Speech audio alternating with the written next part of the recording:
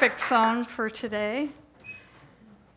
The Rabbi Michael Lerner said, idolatry is believing that the way it is now is the way it always will be.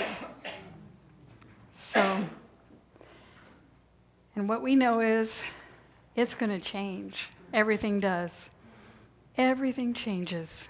Whether it's good or it's bad, whether we think it's good or we think it's bad, it's going to change. But part of our problem is when it's bad, we always think it's never going to end. Oh my God, it's never going to end. But it does. It does. And then we think the good stuff is going to go on forever, and sometimes that doesn't happen either. So, we got to be flexible.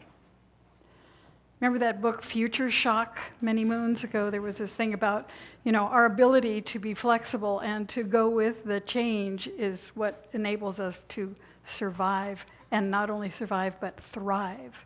And that's what we're interested in, is a world that works for everyone, where everyone has an opportunity to thrive. So we're living our spiritual values this year, and so today we are talking about going from racism to gracism. Now, racism is defined, we're working with a book called Gracism, actually, who's written by a Christian pastor by the name of David Anderson. And he has a Baptist church, but he has a multicultural Baptist church. And so he was talking about racism as being speaking, acting, or thinking negatively about someone solely based on that person's color, class, or culture. So it doesn't just have to be with people who are a different race.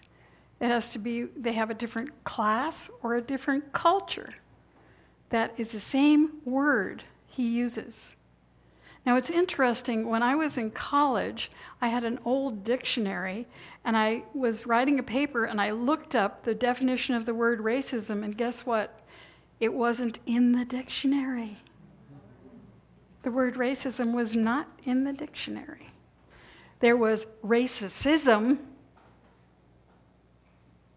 so I guess we just sort of shortened it. But it was really weird for me to look in that book and realize that that word had not existed at that time.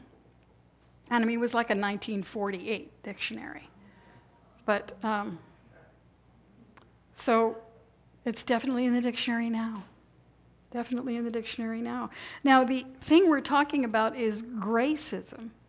And we said last week, that happens when you add God into the picture. That's where the G comes from. But the G comes from grace. The G comes from grace, and he defines grace. Well, there's a common definition from Christianity about grace, which is that it is the unmerited favor of God on humankind. The unmerited favor of God on humankind. It just comes. It just is. And that always reminds me of a story from Wayne Dyer, who went to breakfast once in the South. And he had ordered, his eggs and bacon and the country fries or whatever. And the plate came, and it had everything he'd ordered, plus this white stuff that he didn't know what it was. It was like sitting on the plate, this sort of white puddle. He didn't know what it was. And so he asked the waitress, "What is this?" And they said, "Oh, it's grits." And he said, "I didn't order grits." And she says, "Oh, grits just comes." Grits just comes. So it's like grace. It's like grace. It just comes. You don't have to ask for it. It just comes. So we don't earn it. We don't have to do anything to have it. It just comes. And I would like you to think about a moment in your life where you were present enough to realize that this moment was a moment that resonated, that vibrated, that somehow had a quality to it that you might have described as grace if you had that word. You know, maybe it's the moment you looked into the eyes of your newborn baby and there was just this realization of connection and this life that was brand new on the planet and totally dependent on you, totally connected to you. Or it could be, you know, I remember a time when I was at a music team meeting at Jill Fox's house. And we were sitting around, the fire was going, and the music team, everybody was singing. And I was sitting there and I was singing with everyone. And I just had this moment where I was totally present and I was totally saying, this is a moment of grace. This is a moment of grace. It's just something given in that moment to realize the preciousness, the beauty, the awesomeness of life. When you have those kinds of experience, there really are no words for it. But grace will do for the moment. So when in this book, Gracism, Anderson comes across a passage in the Bible that he had read many times before, and he didn't know why Paul had included it in that chapter. It's in 1 Corinthians chapter 12. And he didn't know why Paul had included it because he didn't see the point. But then he read it again. Sometimes when you're reading something again, something you've read before, it strikes you in a different way because your consciousness is always changing. I mean, when I read The Science of Mind, I read it for every class, I always get something else out of it. It's like, oh, I didn't get that one before.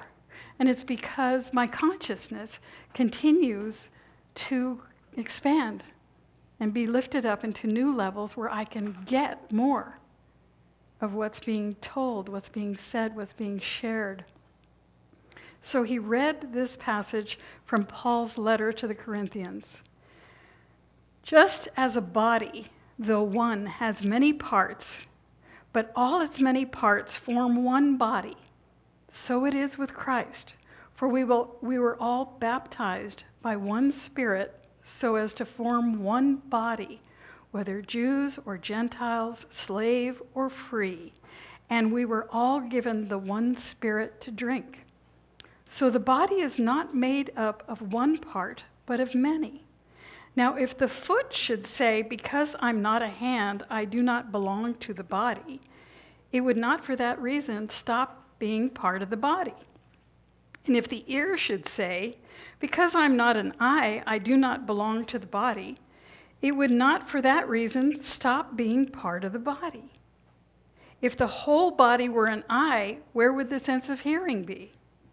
If the fact that God has placed the parts in the body, every one of them, just as he wanted them to be, if they were all one part, where would the body be? As it is, there are many parts, but one body. The eye cannot say to the hand, I don't need you. And the head cannot say to the feet, I don't need you. On the contrary, those parts of the body that seem to be weaker are indispensable. And the parts that we think are less honorable, we treat with special honor. And the parts that are unpresentable are treated with special modesty, while our presentable parts need no special treatment. But God has put the body together, giving greater honor to the parts that lacked it, so that there should be no division in the body, but that its parts should have equal concern for each other. If one part suffers, every part suffers with it. If one part is honored, every part rejoices with it.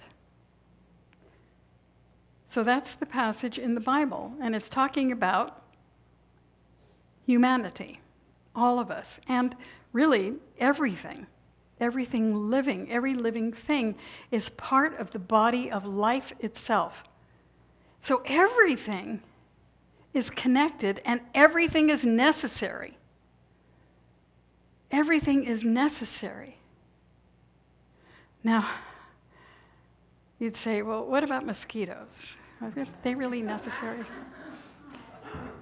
They must have a purpose. I remember talking to someone at a park one time, park ranger, and we were talking about the skunks And she said, well, the skunks eat the yellow jackets. They eat yellow jackets. So everything is connected. Everything has a purpose. And we may not understand or know what that purpose is, but we have to recognize that all of us are unique beings here for a purpose, here to play our part.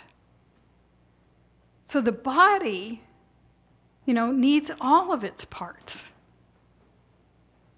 I remember an old story that was, the brain was saying, oh, I'm the most important part of the body because, I'm the controller. I tell everybody what to do. And the hand said, well, I'm the most important part because I get stuff done. I can make stuff and write stuff and do all that kind of stuff. And the feet said, oh, no, I'm the most important because I, get to walk everywhere, blah, blah, blah, blah, blah. And the stomach said, oh, I'm the most important because I digest the food and I transfer everything from matter to energy. And the anus said, well, I'm really important too. And the whole body laughed. Whole body just laughed. And so the anus got upset and closed up.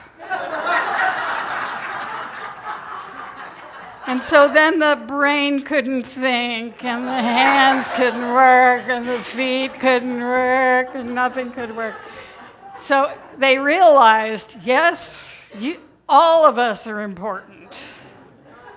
All of us are important, from the top to the bottom. So now we're looking at this quote, and David Anderson goes into, what does it mean, those parts that we think are less honorable, we treat with special honor? And he says, when we talk about the expression special honor, he translates that to, I will lift you up. I will lift you up. I will recognize you, and I will lift you up.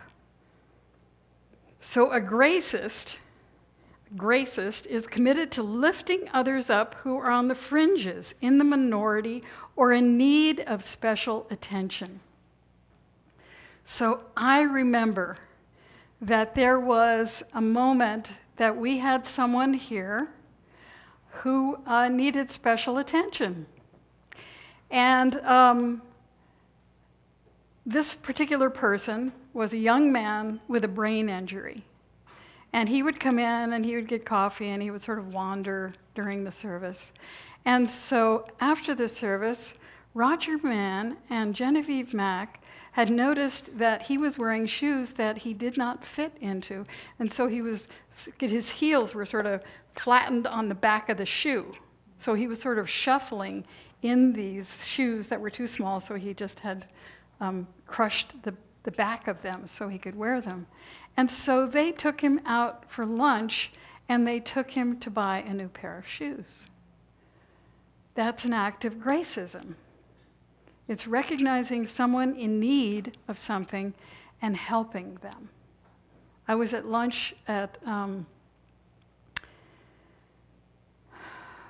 restaurant in Auburn, and a friend, we were sitting at this table, long table, and it was a kind of restaurant where lots of people will sit at the same tables because they just have these long tables and everybody sits at them. And so we were sitting at the table eating our lunch, and a man came in, and he was carrying a bunch of bags, like from Target bags and things. And he just came in, he sat at the end of the table, and he was just sort of leaning down, shuffling in the bags. So my friend and I were talking, and then I realized that she was looking over at him, and then she asked him, "Are you okay?"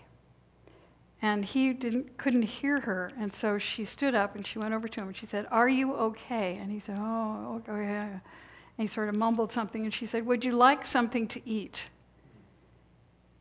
And he said, "Well, yeah." He said, "I was over at McDonald's and a lady offered to buy me some food, but they kicked me out." And he said, "I hadn't asked her for it. She just offered, but they kicked me out." So she came up with some money, I came up with some money, we gave him some money, and he went and got some food. So this is like not being the person who just walks down the street and ignores the person or tells the old lady, get a job. You know, who has a heart for realizing that the people who are on the fringes need assistance, like the people who go to feed the folks at Hospitality House. Those are people going through trying times. They don't want to be there, but there they are. And, you know, they need to eat and have someone acknowledge their humanity. And so that's what they do. The folks who go there, they provide the dinner for those folks. So I will lift you up. We don't recognize all the people who are doing so much for us. You know, Cuomo just put another $1 billion into the subway system after how many crashes have they had recently? They just had one last week, but they've had a couple more because they didn't maintain things. I listened to a podcast on my trip back from Hawaii called In Praise of Maintenance. Because, you know, it's wonderful to build a bridge, but if you don't maintain the bridge is going to fall down. If you don't maintain the subway, it's going to go off the tracks. The maintenance is critical. But those people don't get honored. Those people don't get acknowledged. Those people don't realize that the contribution that they're making. And so it's really important for us to remember all of the people in our lives who make it possible for us to live the way we do, who take care, you know, who are the mechanics who fix the cars, and who are the truck drivers who bring all these groceries up the hill, and you know, and the people and the clerks in the stores who stack the food and, you know, are on the cash register and all those things. Everyone is worthy of honor and respect. I mean, what would it be like if we treated everyone with dignity in the world, with dignity and respect? That's gracism. That's gracism. So the other thing that he talked about was this phrase, special modesty. So it was interesting because, you know, special modesty says, you know, the parts that are unpresentable are treated with special modesty. Now, special modesty in the Bible, the word modesty is usually about the way women dress and wear their hair. They were very concerned with our modesty because you know how tempted they are. So, excuse me. So, but Anderson transforms this into, I will cover you. I will cover you. And what that is we are to clothe ourselves in compassion, kindness, humility, gentleness, and patience.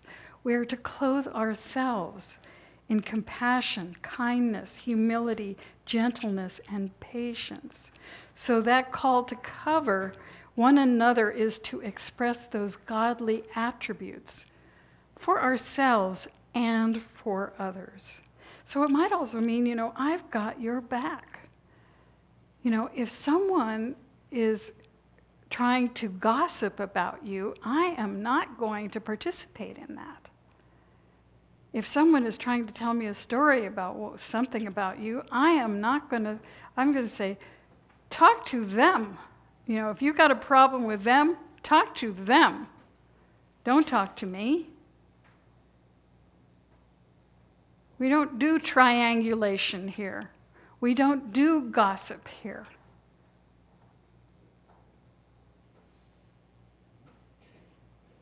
And I just read a study in Scientific American that says diversity enhances creativity.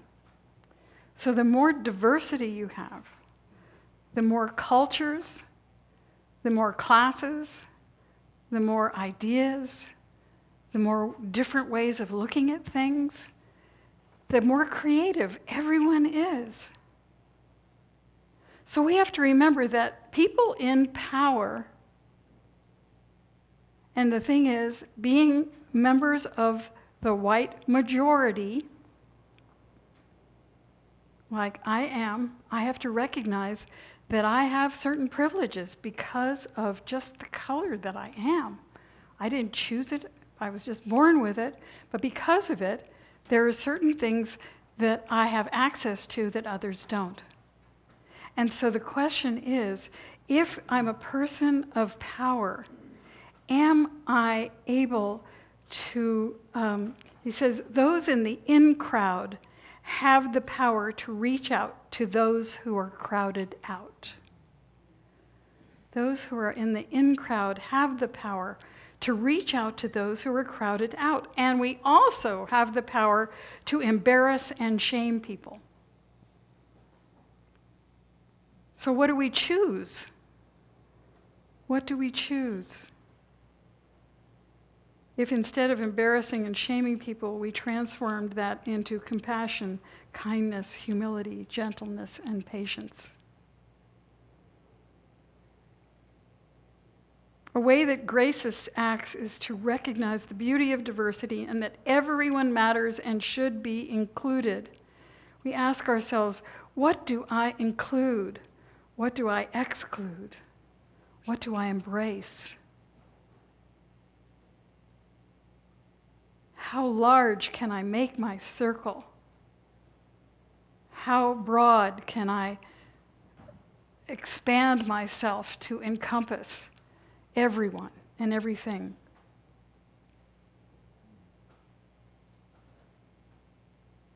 How about if we all saw the very best in each other, how we help each other?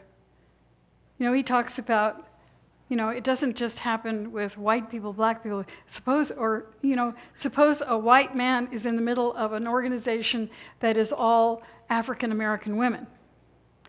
He might feel a little out of place, right? Might feel a little discomfort. So what he's telling the African American community as well is we need to reach out as well. We need to encompass everyone. He got a note, very angry note, from a member of his congregation that was very angry because he thought he was diluting the black church. Because the black church in America is a very strong social institution with a long history, enabling people to survive slavery and all the racism that has gone on. And he thought that that was being diluted because the congregation was becoming multicultural, multiracial. And he just said, well, you have to understand, this is the way the world is going. And we are getting more by being more of us together. We're going to expand. We're going to enlarge ourselves. We're going to increase. That's the nature of evolution. So we're going along with the evolution. We can be the bringers of grace. We can be the vehicles of grace. We know that Spirit has no eyes but ours, no hands but ours, no feet but ours. And so we are the bringers of grace. So there's a quote from Ernest Holmes who says, God in nature, the universe, withholds nothing from anyone. It is all delivered. This is what I interpret as the Christian theology of grace. Not grace because Jesus was a nice guy. That is weakness. Grace because the universe is itself an infinite givingness. It can't help it. That is its nature. And because it is in our own experience only, the one who gives all gets all. There is justice without a judgment, and that justice is merely the balance and equilibrium of the universe. The balance and equilibrium of the universe. And so our affirmation today is, I welcome the experience of grace in my life. I welcome the experience of grace in my life. I welcome the experience of grace in my life. I welcome the experience of grace in my life.